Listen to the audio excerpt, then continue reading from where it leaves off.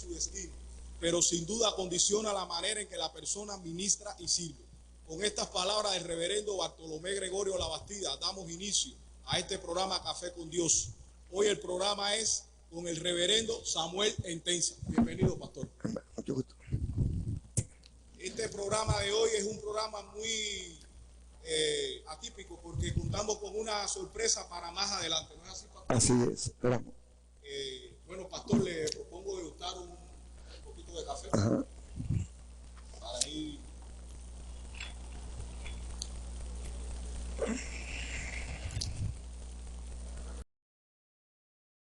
¿Qué le parece el café? Muy bueno. ¿Está bueno? Muy bueno.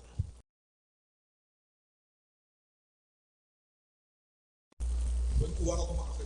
Sí, cómo no. Si no, no es cubano. Pues sí, pastor. Listo ya para comenzar. Pastor, ¿cómo ve usted la salud de la Hora Bautista Oriental? Antes de comenzar a contestar esa pregunta, y como me han anticipado varias de las preguntas que me van a formular, la respuesta es a veces un poco compleja y también debido a la edad no puedo dejarlo todo a la memoria y he querido también hacer algunos apuntes a los cuales tendré que hacer referencia y consultarlos a fin de no dejar en la respuesta nada que sea importante en la misma. Al hablar o expresar mi valoración sobre la salud de la Hora Bautista Oriental, lo primero que debo decir es que haré esta respuesta, o daré esta respuesta como cristiano, como hombre de iglesia y como pastor. Es decir, que cualquier crítica o señalamiento lo haré como hombre de iglesia, como uno que forma parte de la iglesia, y no como uno que está enfrente de la iglesia como enemigo y que le hace una crítica destructiva. Porque en el fondo de mi corazón busco y deseo lo mejor para la obra, para la iglesia a la cual amo y a la cual me debo. Cuando se evalúa cualquier cosa, si se hace desde un punto de vista negativo puede ser malo, peor, pésimo. Y si la valoración es positiva puede ser buena, puede ser mejor, óptima o excelente. Dado que la iglesia, como veremos más adelante, es una institución divino-humana, está en proceso de llegar a ser lo que debe ser. Por tanto, es una obra siempre perfectible. Y la Convención Bautista Oriental es una asociación de iglesias que la componen. Esa evaluación hay que hacerla desde el punto de vista del Nuevo Testamento, que es donde encontramos la descripción, el concepto y lo que debe ser la iglesia. Y también teniendo en cuenta que Jesucristo, por su sacrificio en la cruz, es quien hizo posible el surgimiento de la iglesia. Él mismo dijo: yo edificaré mi iglesia, pero no solamente es el salvador de la iglesia, es la cabeza y el señor de la iglesia. Y el Señor siempre está evaluando las iglesias. Y su evaluación es una evaluación rigurosa, nada complaciente. Y eso podemos verlo, por ejemplo, en el libro de Apocalipsis, en el capítulo 1, se nos habla de la visión que Juan tuvo del Hijo de Dios, a quien se llama también Hijo del Hombre. Yo, Juan, vuestro hermano y copartícipe vuestro en la tribulación, en el reino y en la paciencia de Jesucristo, estaba en la isla llamada Patmos por causa de la palabra de Dios y el testimonio de Jesucristo. Yo estaba en el Espíritu en el día del Señor y oí detrás de mí una gran voz como de trompeta que decía: yo soy el Alfa y la Omega, el primero y el último. Escribe en un libro lo que ves y envíalo a las 7 iglesias que están en Asia, a Éfeso, Esmirna, Pérgamo, Tiatira, Sardis, Filadelfia y Laodicea. Y me volví para ver la voz que hablaba conmigo, y vuelto vi 7 candeleros de oro. Y en medio de los 7 candeleros a uno semejante al Hijo del Hombre, vestido de una ropa que llegaba hasta los pies y ceñido por el pecho con un cinto de oro. Su cabeza y sus cabellos eran blancos como blanca lana, como nieve, y sus ojos como llama de fuego. Es muy interesante esa descripción que está haciendo el apóstol. Y sus pies semejantes al bronce bruñido, refulgente como un horno, y la voz como estruendo de muchas aguas. Tenía en su diestra 7 estrellas, y de su boca salía una espada aguda de 2 filos, y su rostro era como el sol cuando resplandece en su fuerza. Cuando le vi, caí como muerto a sus pies, y él puso su diestra sobre mí diciendo: no temas, yo soy el primero y el último, el que vivo y estuve muerto, mas he aquí que vivo por los siglos de los siglos. Amén. Y tengo las llaves de la muerte y del Hades. Escribe las cosas que has visto, y las que son y las que han de ser después de estas. Y ahora viene aquí la interpretación de lo que él vio. El misterio de las 7 estrellas que has visto a mi diestra y de los 10 candeleros de oro. Las 7 estrellas son los ángeles de las 7 iglesias, y los 7 candeleros que has visto son las 7 iglesias. De manera que en esa visión Juan vio al Señor Jesucristo que se paseaba por las iglesias con su visión escrutadora. Y luego en los capítulos 2 y 3 de Apocalipsis encontramos el análisis, la valoración que él hace de cada iglesia. Y es bueno que recordemos que de las 7 iglesias, solamente 2 recibieron la aprobación del Señor. La convención tiene más de 700 iglesias en estos momentos. Y de la misma manera que allí en los capítulos 2 y 3 de Apocalipsis, las iglesias estaban en diferente nivel de desarrollo espiritual, de madurez espiritual y de conocimiento de la palabra, y también de accionar, así también las iglesias de la convención. Estamos seguros que hay iglesias de la convención que, si el Señor pudiera mostrar su valoración ahora, fuera buena. Quizás otras recibirían una exhortación y quizás otras recibirían una reprensión. Al hacer esta evaluación ahora muy rápido de la Convención Bautista Oriental, creo que puede hacerse y debe hacerse los siguientes señalamientos: defectos que debemos superar.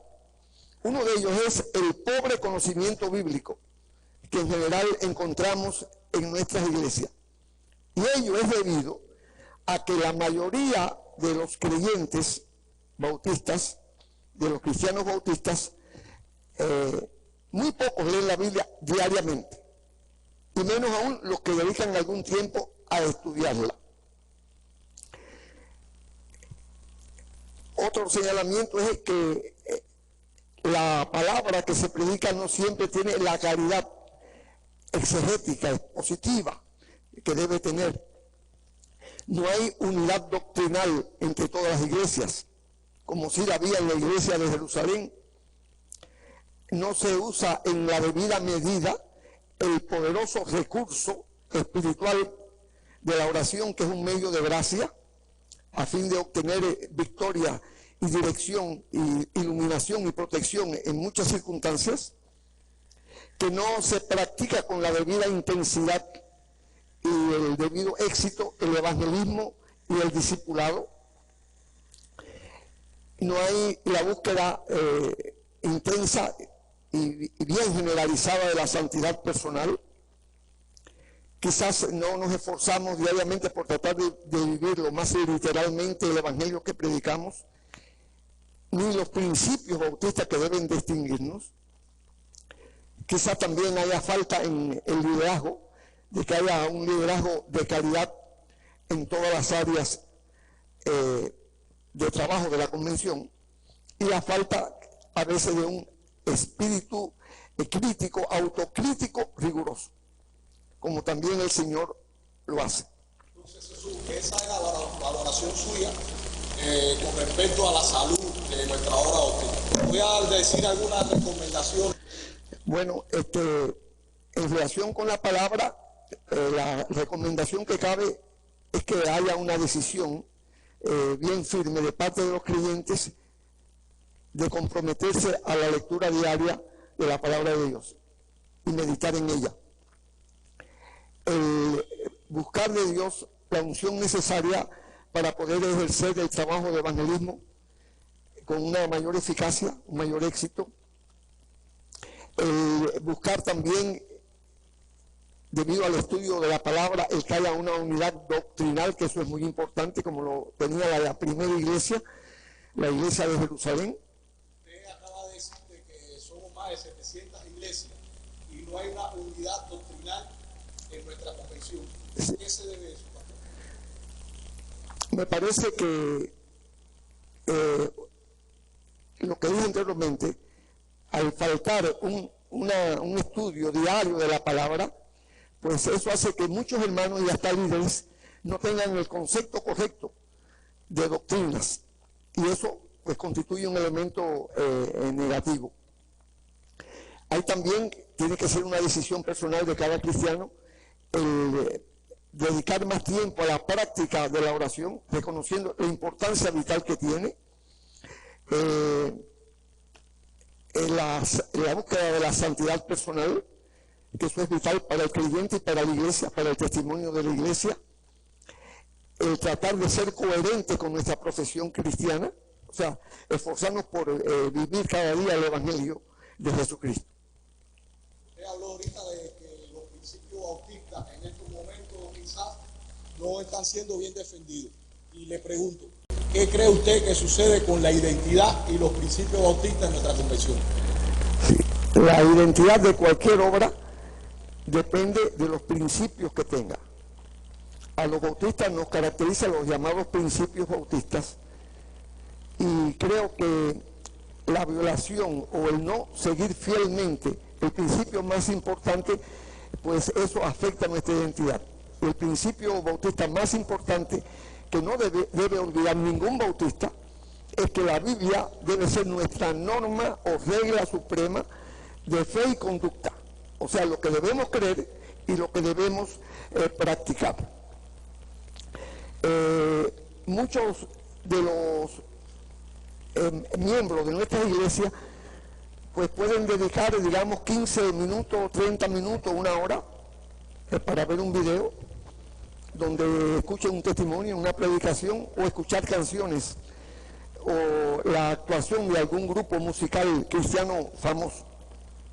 Pero sin embargo, no dedicarían 15 minutos seguidos para leer la Biblia de una manera atenta, cuidadosa, o dedicar un poquitico más de tiempo para estudiarla diariamente.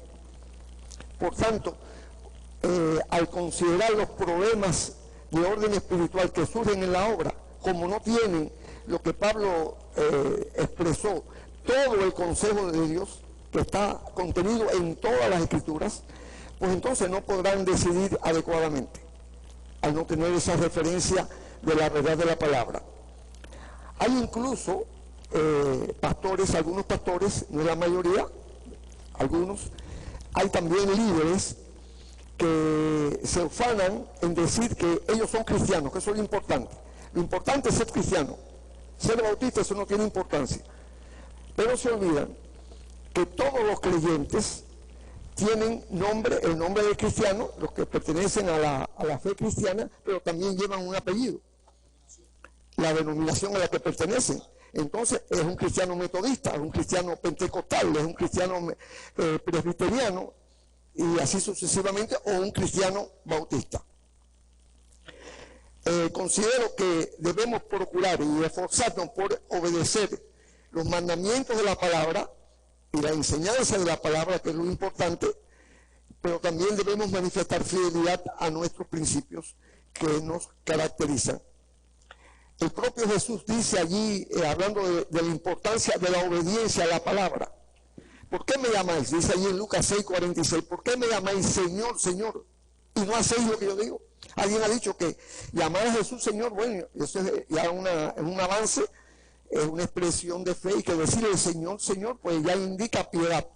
Pero el Señor no acepta eso, sino va acompañada con la obediencia a lo que Él ordena, porque precisamente Él es el Kyrios, Él es el Señor de la iglesia. Y el principio bautista que hacía mención, tiene que ver con la palabra de que la Biblia, la revelación, la palabra de Dios debe ser nuestra norma suprema o regla suprema de fe y conducta. Pastor, sabemos de que usted fue rector del Seminario Teológico Bautista de Cuba Oriental. ¿En qué época más o menos fue usted? Por el 80, en la década del 80. Quiere decir que conoce muy bien el seminario, como rector y profesor además de esta institución. Ahora yo quiero hacer una pregunta. ¿Qué valor le otorga usted al Seminario Teológico Bautista de Cuba Oriental y a su papel en la formación de los pastores de nuestra obra? La necesidad de un seminario para cualquier obra evangélica es vital, es esencial, toda vez que es esa institución la que tiene que ver con la formación, la capacitación y también el entrenamiento y la asesoría de los que serán futuros pastores. El estudiante, cuando egresa del seminario, no sale con el título de pastor. El seminario se lo entrega a la obra, y entonces la obra, son las iglesias las que proceden a su ordenamiento después de un debido examen. Pero el seminario, como dije anteriormente, es una institución muy importante, y por eso no asombra que en la primera asamblea para organizar las iglesias, las 13 iglesias y misiones que fueron las que se reunieron en el poblado del Cristo, en el templo del poblado del Cristo, en esa primera reunión en que se organizó la obra, aparece como uno de los acuerdos, muestra la visión que tuvieron los que organizaron y presidieron esa asamblea, que la obra debía tener un pastorado nativo, porque habían pastores pero que procedían de otra nacionalidad. Y entonces tuvieron la visión larga para darse cuenta la necesidad de que hubiera un seminario para preparar a los hermanos que pertenecen a nuestra convención. Por esa razón se fundan los Colegios Internacionales del Cristo en el año 1909, una escuela de teología. No tenemos mucha información sobre eso, porque tristemente cuando el triunfo de la revolución incautaron las edificaciones, quemaron todos esos documentos, algo increíble. Todos esos archivos se perdieron, o sea que toda la historia desapareció. Quedó poca información en relación con la que había ahí, que era realmente extraordinaria. Permiso un momento, pastor. Quiero decirle que los Colegios Internacionales del Cristo son la génesis de lo que es hoy el Seminario Teológico Bautista. Fueron los primeros colegios aquí en nuestra obra oriental, ¿no, pastor? Bueno, fue el antecedente. El antecedente. Porque esos colegios estuvieron funcionando hasta el año 33. Pero el 10 de octubre de 1949 se funda el seminario como tal. Ya no es una escuela de teología llamada así, sino Seminario Teológico Bautista de Cuba Oriental, en las aulas del templo de la primera iglesia bautista de Santiago de Cuba. Y ahí estuvo funcionando en esas aulas hasta que en el año 1951, el 23 de junio de ese año, se compró una finca rústica en el kilómetro 3,5 de la carretera central, y entonces el seminario se trasladó para allí, y es donde está la sede del seminario. Mi papá, que fue pastor por alrededor de 30 años de esta convención, cuando él se refería al seminario, él le llamaba el rincón sagrado de nuestro oriente heroico, de la caridad espiritual y doctrinal de los estudiantes del seminario. Va a depender en gran medida la calidad de las iglesias que ellos lleguen luego a pastorear. La mayoría de los problemas que surgen en la convención como institución se debe a que hubo falla en el proceso de selección en lo que se llama el cursillo de aspirantes, donde se entrevista, se examina, donde vienen las cartas que manda la iglesia apoyando al aspirante en cuestión, donde debe también escribir su historia de conversión, su historia de llamamiento, pero a la vez es sometido a un examen, un test mental y de personalidad por una psicóloga, y luego toda esa información le hacen también un examen elemental de teología y de español, y luego con toda esa información se procede a considerar y el aprobar o no a cada uno de los aspirantes que acudan a ese cursillo.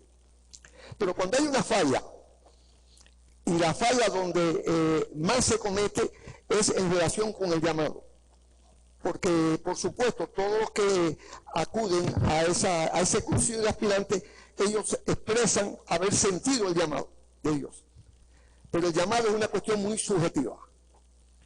Dice el Señor que los frutos, el árbol se conoce por los frutos.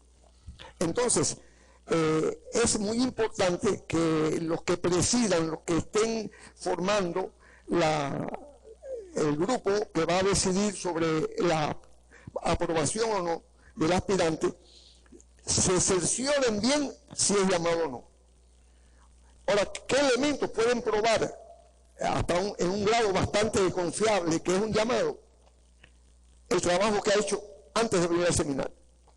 A veces hay jóvenes que una iglesia ve que dirige bien un devocional o que es capaz de dar un tema y hasta le dicen, ¿por qué tú no entras al seminario?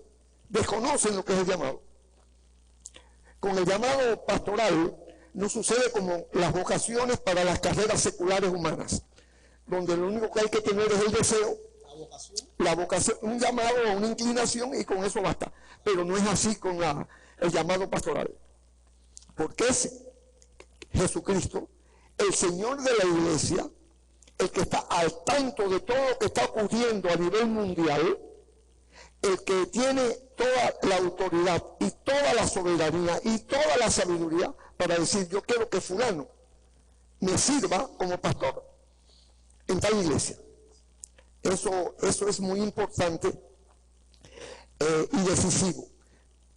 Por lo siguiente, y es que si un estudiante o un joven o una misionera incluso, después hablaremos sobre el tema, que no estudia para ser pastora, no tiene el llamado, eso va a traer problemas en su relación con la iglesia, con el trabajo que se espera que haga, porque no va a tener el respaldo del Señor.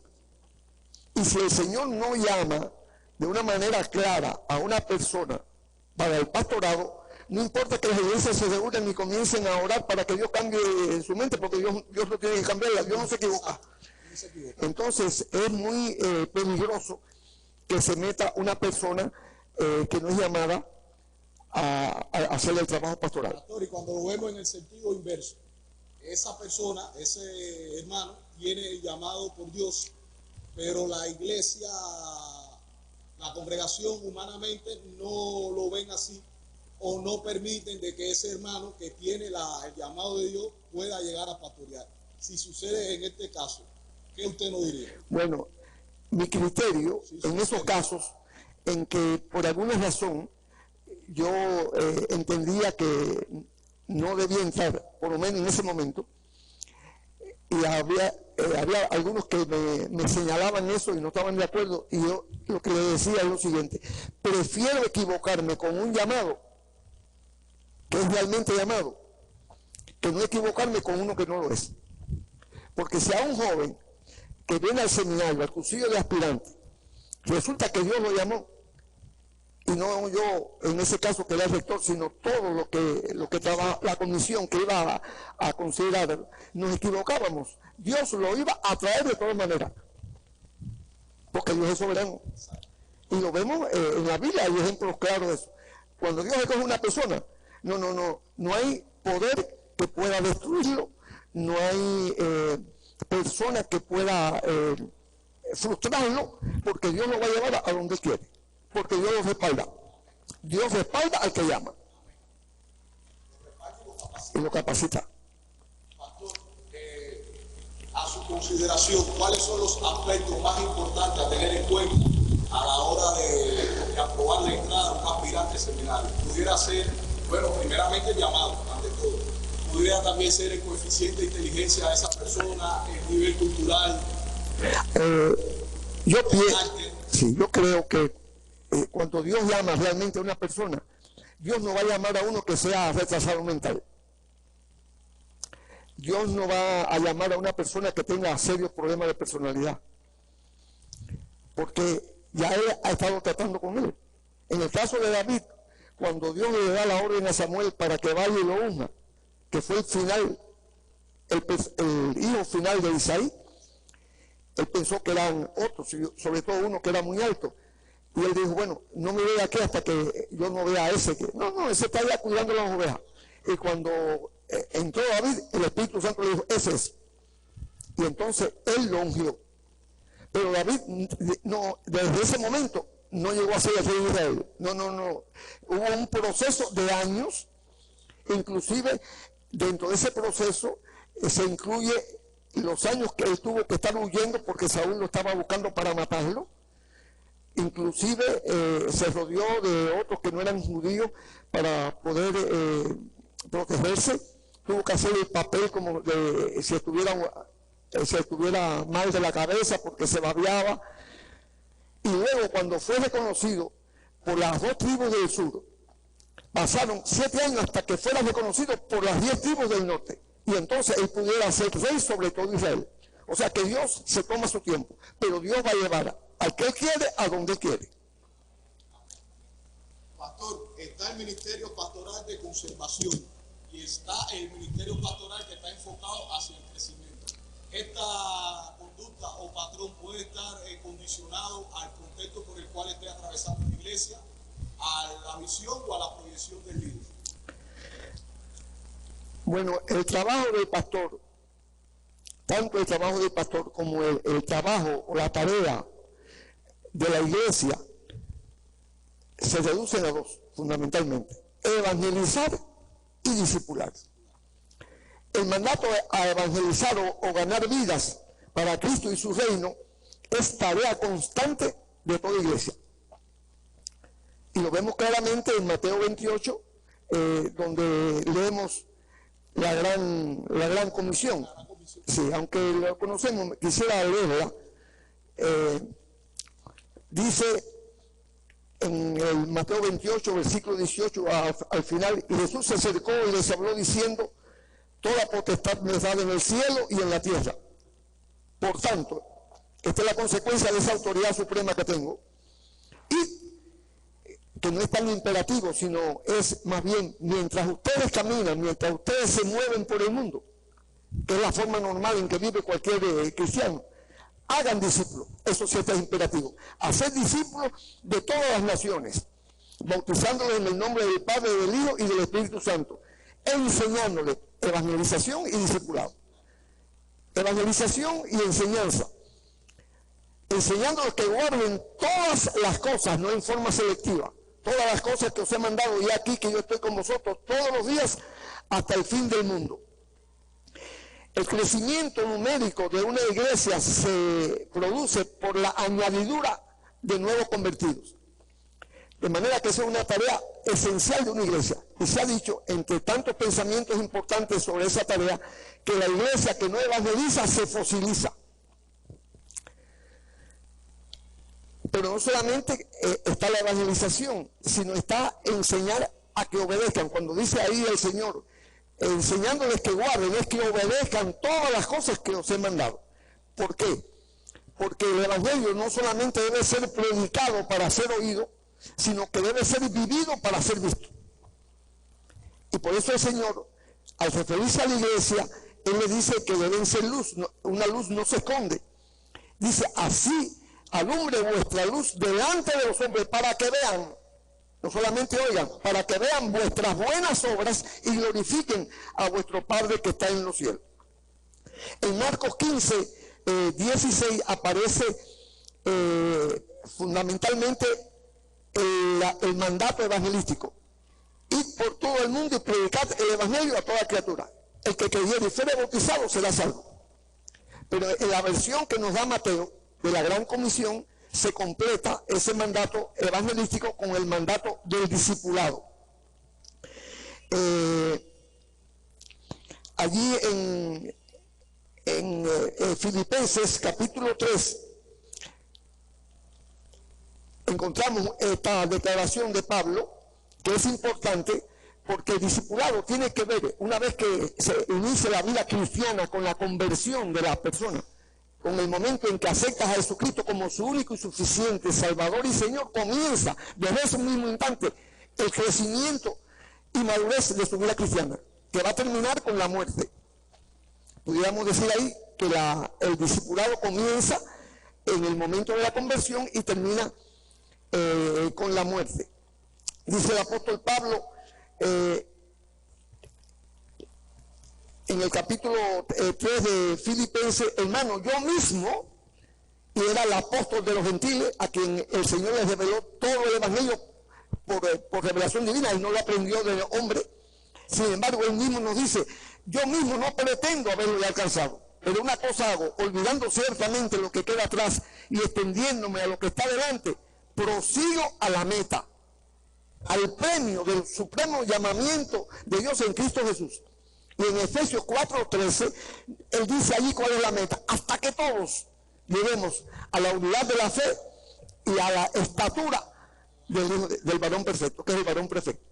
De manera que en ese proceso de madurez, de crecimiento y de desarrollo espiritual y de vida cristiana es lo que está contenido en el trabajo del discipulado. Me preguntabas que si la iglesia, una iglesia o un pastor, o si no hubiera pastor, hubiera un líder, podía selectivamente enfocarse en una cosa o en otra. Creo que nada edifica, o una de las cosas que más edifica a un cristiano es cuando ve que las personas se convierten.